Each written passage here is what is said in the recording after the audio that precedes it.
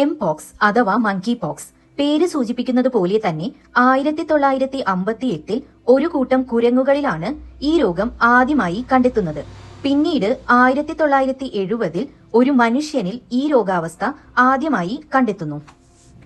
Mpox പ്രധാനമായും പകരുന്നത് രോഗബാധിതരായ മനുഷ്യനുമായോ മൃഗങ്ങളുമായോ അടുത്തിടപഴകുന്നത് മൂലമാണ്.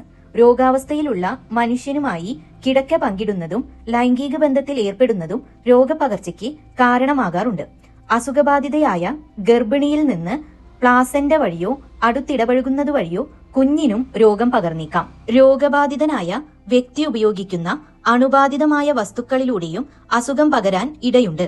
ഈ രോഗാവസ്ഥയുടെ പ്രധാന ലക്ഷണങ്ങൾ പനി, ഊർജക്കുറവ്, ശക്തമായ തലവേദന, നടുവേദന, പേശീവേദന, കഴലവീക്കം എന്നിവയാണ്. പനി കണ്ടു തുടങ്ങി ഏകദേശം 2 ആഴ്ചയ്ക്കുള്ളിൽ മുഖത്തും കൈകളിലും മറ്റ് ശരീരഭാഗങ്ങളിലും കുമിളകൾ രൂപപ്പെട്ടേക്കാം. മുൻപ് ആഫ്രിക്കൻ രാജ്യങ്ങളിൽ മാത്രം പടർന്നു പിടിച്ചുകൊണ്ടിരുന്ന ഈ രോഗാവസ്ഥ ഇപ്പോൾ മറ്റ് രാജ്യങ്ങളിലും റിപ്പോർട്ട് ചെയ്യപ്പെടുന്നുണ്ട്. ഇന്ത്യയുടെ അയൽ സംസ്ഥാനമായ പാകിസ്ഥാനിലും അങ്ങനെ ഒരു കേസ് റിപ്പോർട്ട് ചെയ്യപ്പെടുകയുണ്ടായി. ഇതിനെ തുടർന്ന് വേൾഡ് ഹെൽത്ത് ഓർഗനൈസേഷൻ ഈ രോഗാവസ്ഥയെ ഒരു ആഗോള ആരോഗ്യ അടിയന്തരാവസ്ഥയായി പ്രഖ്യാപിച്ചിരിക്കുകയാണ്.